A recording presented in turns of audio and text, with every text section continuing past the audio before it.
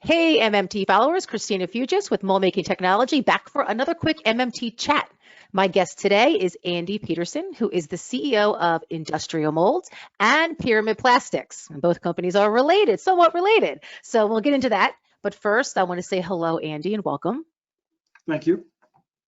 All right, so despite Industrial celebrating, I think, 50 years back in 2018, me going back to the late 90s with your dad, Tim, your support of Amerimold, and Industrial earning MoldMaking Technology's Lead Time Leader title in 2012, I still think you should start off giving a little snapshot of who Industrial Molds is and who Pyramid Plastics is, like in terms of the size of the company, employees, and what each of them do. Let's start off there. Yeah, so Industrial Molds is 45,000 square feet. We've been around since 52 years now. We got about 50 employees. We specialize in automotive, medical. We do about 150 new tools a year, and then quite a bit of repairs and grooming. We are one shift, but we are pretty heavily automated. I think we're known for that, doing it better than almost anyone else. So we do run lights out through the weekend, through the night. So we are quasi 24/7. Pyramid Plastics, they are about 10 minutes away from Industrial Molds, where they can do all our sampling, production runs, and it works really nice there. There are 3 shifts, about 50 employees. Sometimes they have 45,000 square feet of manufacturing space, another 50 of warehousing. Okay. So collectively, we have about 135,000 square feet of manufacturing and warehousing, office space additional, and then about 100 employees. Okay. All right. So you started off at Industrial back in 2008, if I'm correct, right? After graduating with an accounting and finance degree, which I have to imagine that is a tremendous asset in a small business, let alone, within a mold shop, because a lot of times they're craftsmen and skilled tradespeople, but the business side sometimes is not as strong. So what was your motivation? Did that have anything to do with your motivation for that degree? Talk about that a little bit. Well, when I got into I started working for my family, my dad. Right after Lehman Brothers went under, I graduated. So I actually graduated in the fall. And there were no finance jobs to be found. And so I actually called my dad with like my head between my tail between my legs, and I need a job. Do you got anything? And so that's kind of how I started. That's hilarious. I literally just fell into mold making. When I went to college, I was like, I'm going to go make real money and do my own thing. Wow. So never had the desire to literally follow in your father's footsteps in terms of mold making. Correct. I was going to go do my own thing. So interesting. I fell into it and I liked it. But then the business side, going to school and having that business side has helped, with machine acquisitions, or hey, if we did this, we could increase the margins here or there. Looking at our cost models. So that's been, as I've matured at the company in a leadership position, it's definitely helped understand the business side much better than my dad did or my uncle. Exactly. So, I mean, you were able to come in there and kind of work your magic, right? From what you've learned on the school side of things. Pretty awesome. Yeah. All right. So now before you moved over to working within Pyramid Plastics, so let's focus on Industrial Molds. What would you say, because you got to know that first, right? So what was your greatest achievement there, do you think? Greatest achievement at Industrial, I think it's kind of just helping us grow a little bit more system driven. Not mold making has been such like a gut feeling and intuition. And I didn't do mold making very long. I mean, I assembled a few molds, ran a department, did production planning, but I think really looking at it scientifically or more academically and saying, we could put numbers to if we should outsource or not, or how many hours we should work. Or I think that'd probably be my greatest achievement to Industrial. So, all right. So would you also say, my next question was going to be, what was the biggest change you saw at Industrial? I would imagine that's also the biggest change. Yeah, using the numbers to actually incorporate that data. One thing when I was first came on, we wanted to be a data-driven company. And we'd get data, and we're like, well, we don't believe it. It doesn't tell us what the same as our gut does. The biggest change is kind of just forget what your gut says. This is what the number does. And this is what we should do. So kind of taking the changes and then actually really utilizing that data to make our decisions. Yep, data-driven decision making. That has been a trend for a while now within MoldMaking, and now I can't even imagine not going that way. I don't know how you grow without fully looking at the facts, right? Instead of making assumptions about things just because you heard this or feel that. Yeah, I think that's huge. So can you speak to moving forward? I know there's plans in place. Can you speak to any particular growth plans for industrial molds in terms of customer base, automation investment? I know you've talked about the word rebranding, so talk about that a little bit. You know, industrial molds, both industrial and pyramid, we've been really blessed through COVID that we're well diversified. So we've seen drop-offs in certain areas, but then increases in other areas. So we've been able to stay relatively constant. So we really want to keep focusing on making sure we stay diversified. I think that was one thing that's really shown itself, that the value of diversification cannot be underrated. I agree. And then for industrial molds individually, we'd like to open a sales office in the next year, in 2021, in the Michigan area. We have a lot of customers up in Michigan. We think it'd be kind of a nice way to get closer to some of our customers without having to travel and maybe get more customers, obviously. Yeah, exactly. It's kind of our next approach. Okay. So you mentioned diversification. So is there a market, an industry that industrial does not do work for right now that you want to get into? Or is it just continuing to grow the market you're already in? We just want to kind of continue to evenly grow our markets. It's one thing we're pretty mindful of, you know, as we get automotive customers, like we need to get some consumer products or medical to kind of even it out. It's kind of a tough thing to do, but it's safer. We hired a marketing person, so she kind of helps us change our messaging a little to different groups to try and help balance that where we want to be. We want to be a third automotive, third medical, and a third other. Okay, other. Okay, that's a nice plan. All right, so talking about pyramid plastics and the molding side, I've always heard this, that getting a mold builder, getting into molding has always been thought of as a little bit tricky, right? For a mold builder to grow into that, particularly with its customers, right? You guys have successfully achieved this with pyramid plastics. So one, what was the motivation behind pyramid plastics? And then as the CEO, you know, how have you worked to build that business? So we started buying pyramid plastics in the 90s, little bit by little, and fully took over in like the early 2000s. And at the time, my grandpa ran the company, and the logic was it's steady cash flow, it's predictable. That's why you need to get into it. Since then, especially over the past year, we're really looking to merge the two companies together and utilize it as an asset. On the mold making side, we can build tools, PPAP them at pyramid, so when you get them in your facility, whether it's in North America or down the Caribbean or Mexico, they can run them. They've been PPAP'd. It's all good. On the pyramid side, having industrial molds as the mold builder, it limits the interaction of, is the tool not running because the molder or the mold maker? We take full responsibility, total turnkey. So for the customer experience, I think that's better. For us internally, we're now providing more value, where we're not just molding a part or making a mold. We're actually delivering a finished good that we kind of saw from the beginning to the end. And that provides a lot more value to our customers, so we're actually able to increase our margins and lower their costs. That's awesome. And I mean, you're like a one-stop shop, right? I do see more of a trend of mold builders attempting to do this, and many of them successfully too. Like you can control quality better that way, right? Can't you even like collaborate like between the tool shop, right, and the molder? There's so much more, I believe, that can better happen because you're going to be under one roof essentially.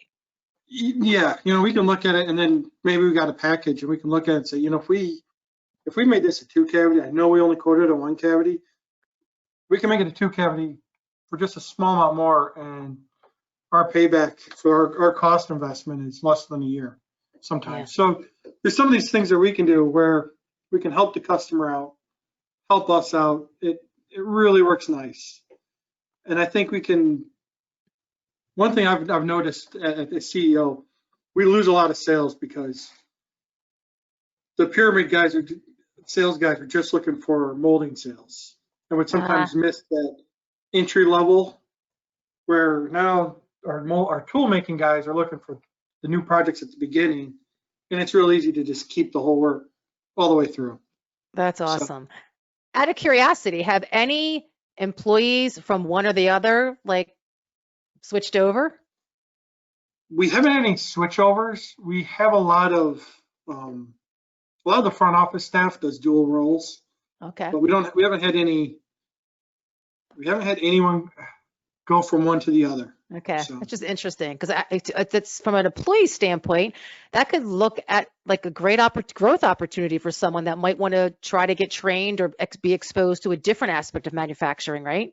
yeah, I definitely see that probably happening in the future.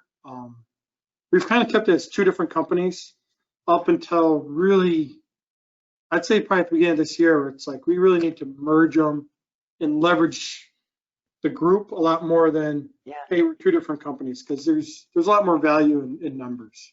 What is the name of what is the rebranded company? So we've kind of had like this industrial molds group, and my grandfather started industrial molds. My dad and uncle, they're all in mold making. They never did plastics. Okay. So to kind of steer us in a new direction, we really wanted to focus on plastics. We still want to build molds, still want to service all of our customers, but plastics is just, there's so much more potential there. Yeah. So we're actually going to go with Pyramid Molding Group. We're rebranding our websites. We're rebranding.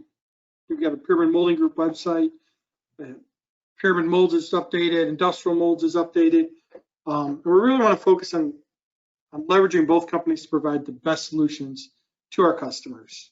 We're not getting out of mold making for other customers who don't mold with us, or we're not going to mold for people who don't Exactly. build the molds with us. But we really want to focus on mold making and then try and do both for our customers. All right. That's great. I wish you the best of luck with that. So moving forward, what do you see as Pyramid's biggest challenge? It's people. It's really just getting people in who want to work and want to get trained. That's really our number one issue. I used to think it was What so are you cliche looking when for? what? Who are you looking for? What type of roles are you looking to fill? Oh, we need everything filled. We need operators, mold, setup techs, just material handlers, quality people. We're growing down there, and Yeah. so we're looking at, man, I got to hire like 14 people from now to the end of the Wow. year. That's that's kind of a lot when you're a 50-person shop, and Yeah. there's a lot of people hiring in the area. So It's competitive. yeah, So, all right. So what would you say if you're able to give you a spiel right now to get these people, if they're trying to decide where to go, what would you say? Why come work with you? I think our culture is one of the best. I think we're a tough culture to work for, but we're also very easy, and we're family like. We're understanding of life's, hey, I got daycare issues. How we'll work with that. So on that side, I think we're really good to work with. We're caring. I know the employees, by name. So I think the person, the personal relations we have really separate us from a lot of the other companies. That's awesome. I have to ask this. So you've been around this long enough now. Number one, what is the average age, would you say, of the companies combined? What do you think? Oh, I just saw it. I think it was like 47. Okay, that's So it not too wasn't bad. terrible. No, that's not terrible. So have you noticed, in your opinion, since you've been around, even when you were younger, How has the company changed? Like, are you, or I should say, are you noticing a difference in the company culture with the seasoned professionals, I'll say, that have been there for a long time versus a new generation coming in? The biggest difference is the younger guys, they work really good. They're really hard workers. They just don't work as much. Mm, Um, they want to work 40 hours. You tell them what needs to get done, they get it done. They yep, they work a little smarter and that's they get funny. it done, and they don't want they don't want 50 hours or Yeah, 60 hours a week. Where the older guys, they get, you're at 40 hours and they're upset. So yeah. Oh, that's and really been. do you think that's only because that's what they're used to? But if we all looked at it differently, because I had a discussion with somebody recently about that. A lot of the millennials, whatever you want to call them, next generation, I used to get angry at the way what you just described, because I am more of the seasoned type of a worker, right? Because that's the way I grew up. And I was angry at their work ethic. And then it wasn't too long after that, I started to be very envious of them because they seemed to really, that work life balance, which is so critical and so hard to figure out. A lot of the younger employees have figured it out. And I am impressed and envious of that control they've taken of their lives. And what you said is really important, but they're getting the job done. So they're finding ways Yeah, to be, dare I say, more efficient somehow. Like, it's just because you work a lot of hours doesn't mean that you're working harder. yeah, they'll actually shut the machines, go home, and then come back and adjust something. And the old guys, they'd work through that and have a cup of coffee or something. So Yeah, it's a it's mindset. definitely a different mindset. And Do are you seeing a little bit of like mentoring going on? Are they both rubbing off on each other, the different generations, or is it one-sided? How do you see that right now? they definitely mentor. We don't have any real, like, the old guys are upset at the young guys. Yeah, So that's really that's good. nice. There's a lot of interaction. We do a lot of cross training That's good. here, so that's actually been wonderful with COVID. 'Cause, All right, so let's talk about COVID. So I guess since it hit back in March, um, how has business been and how was industrial and pyramid impacted? on the business side, and when it first hit, we, like a lot of people, sales kind of dried up for a little bit. At industrial, we got some COVID work. First with, Okay. quickly building tools for respirators, for ventilators, I'm sorry, and Okay. then for the Abbott quick test. So we did some of that, Oh, nice. and that really kept us busy here. At Pyramid, we actually there's a company up in Janesville, and they do PVC fittings, and their sales were going through the roof. And Hmm. we took some overflow work from them, and it's been a godsend. We took on like 24 tools, Oh, transfer wow. tools for them in about 2 months, up and running, and we've been going pretty strong with that each month. So I have to ask, with that all coming at you, and the fact that you have to go back and revisit that time. It was a lot of uncertainty, right? Not knowing what we were dealing with, things closing down. You're getting, people having to reshore or rethink their supply chain. You're getting all this work.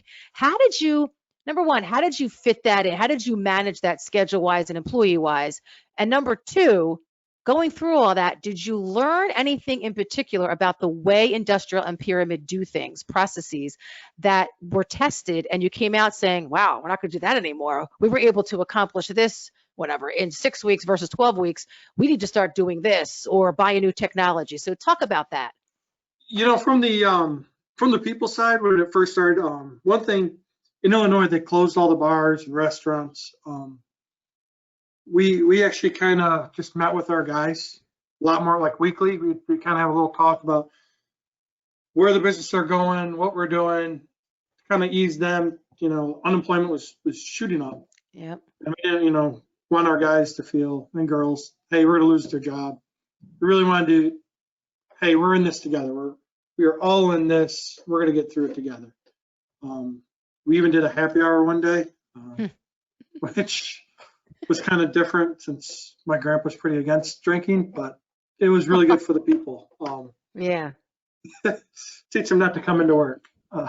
But then from a process standpoint, we, especially that COVID work at industrial, how much we got done just kind of highlights, if we really put our mind to it, how quickly our timelines really can be.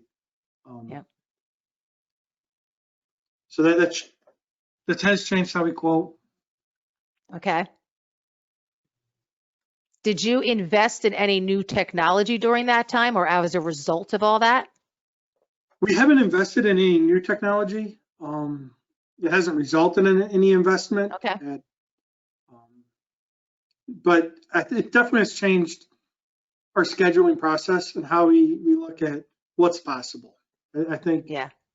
there's that nothing's impossible. It's kind of hey, when you put your mind to it, you can get a ton of work done without even working it done. I mean, that was the crazy thing. We did a lot of work really quick, and our hours didn't even go up. That's So crazy. It's great. just, I mean, that's a story I heard over and over and over again these past 6, 7 months. It's incredible to me. It really I love that COVID, as crazy as it still is, just put the spotlight on mold making and how efficient you people are and what you are capable of. And it actually, I think it was a good commercial, I think, hopefully to society. All this equipment that we didn't have that fell on this little niche of this little niche of manufacturing came to the rescue to make all these ventilators and face shields, like you name it, respirator parts.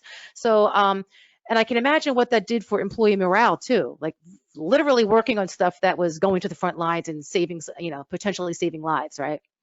yeah. I think especially right now, since we got it in the building, we're a little bit more like, hey, some of them got the we did a lot of work for the Abbott quick test. Okay. They've gotten the quick test, so now they I gotta go get tested, and they come back later that afternoon. I'm good. That's So a riot. It's kind of cool to see it actually work. What they Yeah, worked on is getting that's also incredible. back to work. Yeah, exactly. What they worked on is getting them back to work, is helping to Yeah, get them back to work. That's pretty cool. That's coming full circle. So exactly. lastly, how do you see mold making as an industry, emerging from COVID times in terms of what the industry and what business will look like? I think the biggest difference will be people are going to come out of this with, hey, we can do things quicker.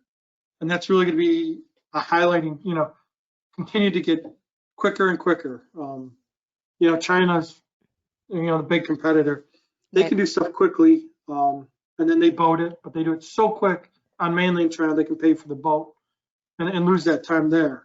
Here, we don't have the boat time, and we're going to be just as quick as China. I think a lot of shops are realizing they can be, hey, we can be 6 weeks, 8 weeks for that tool that used to be 12 to 15 weeks.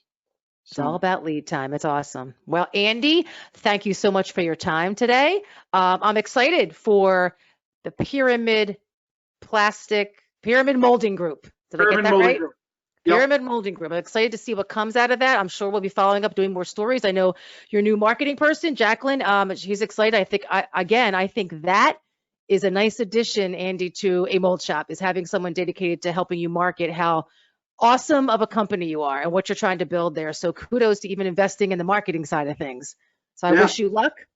And thanks again. And for everybody listening out there, for everything mold making, visit moldmakingtechnology.com. Stay safe, stay healthy, and more importantly, stay informed and stay inspired.